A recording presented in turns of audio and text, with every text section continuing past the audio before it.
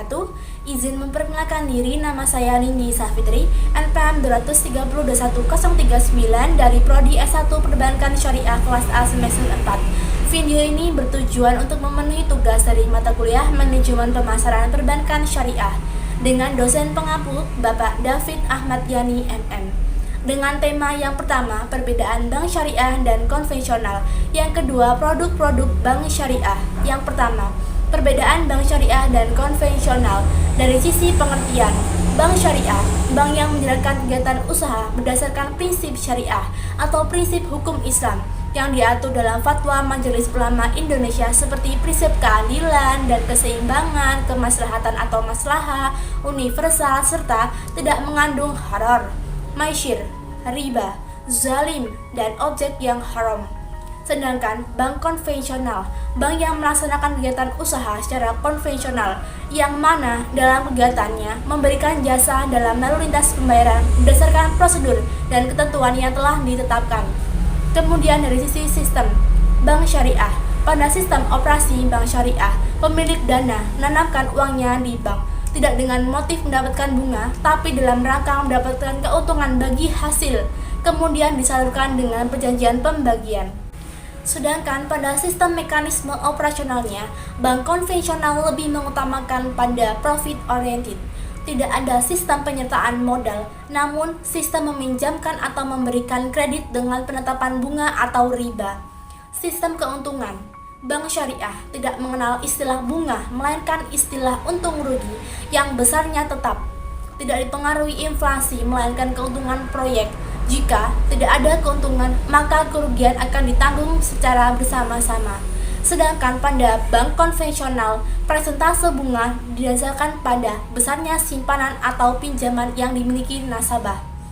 Pola hubungan, bank syariah mengenal 4 pola, yaitu kemitraan, penjual pembeli, sewa menyewa, serta debitur, kreditur, dalam artian pemegang ekuitas. Sedangkan pada bank konvensional, pola hubungannya akan menempatkan dirinya sebagai debitur kepada nasabah yang bertindak sebagai dalam artian pemegang ekuitas kreditur. Kemudian orientasi, bank syariah berorientasi pada sistem ekonomi Islam yang berpedoman pada keuntungan dunia yaitu profit dan keuntungan akhirat yaitu falah.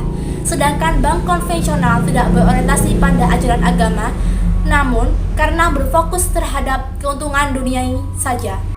Pengawas, dalam bank syariah, pengawas terdiri dari BI, Bapepam, komisaris, dan adanya Dewan Pengawas Syariah.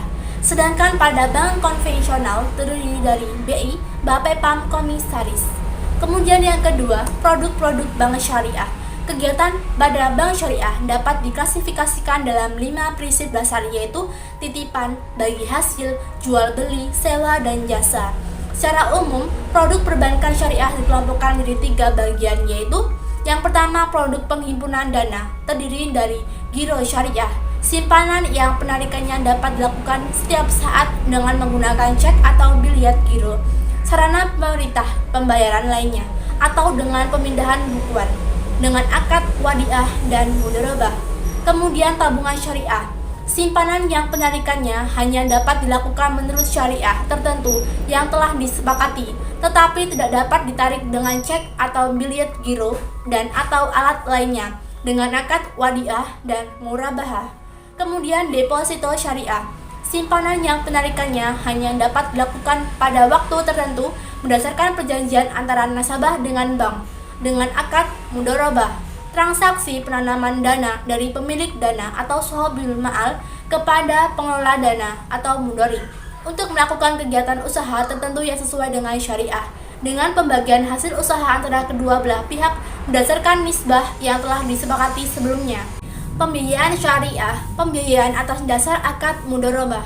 Pembiayaan mudharabah menetapkan bank selaku sohibul ma'al yang menyediakan dana atau modal dan nasabah sebagai mudharib atau pengolah usaha. Kemudian pembiayaan atas dasar akad musyarakah.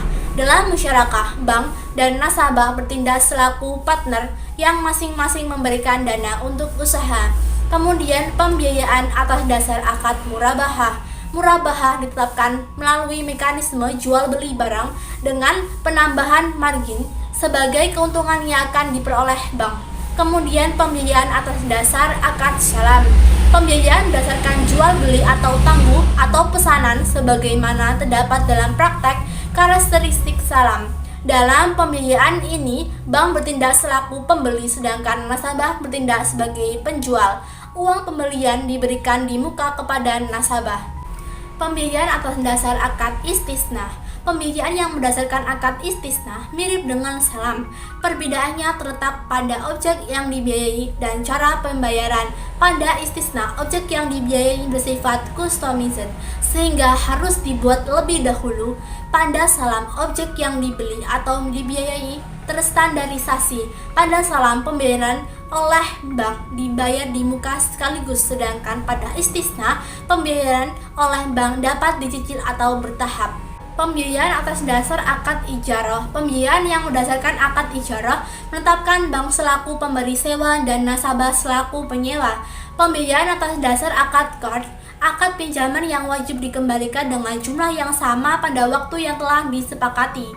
Kemudian pembiayaan multi jasa. Pembiayaan untuk pemenuhan kebutuhan serbaguna yang bersifat jasa atau manfaat yang dibutuhkan oleh nasabah dengan akad kafalah dan ijarah.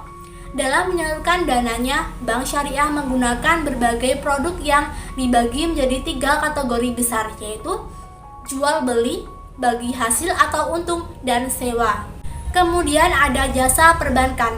Pelayanan bank terhadap nasabah dengan tidak menggunakan modal tunai. Untuk pelayanan ini, bank menerima imbalan atau fee.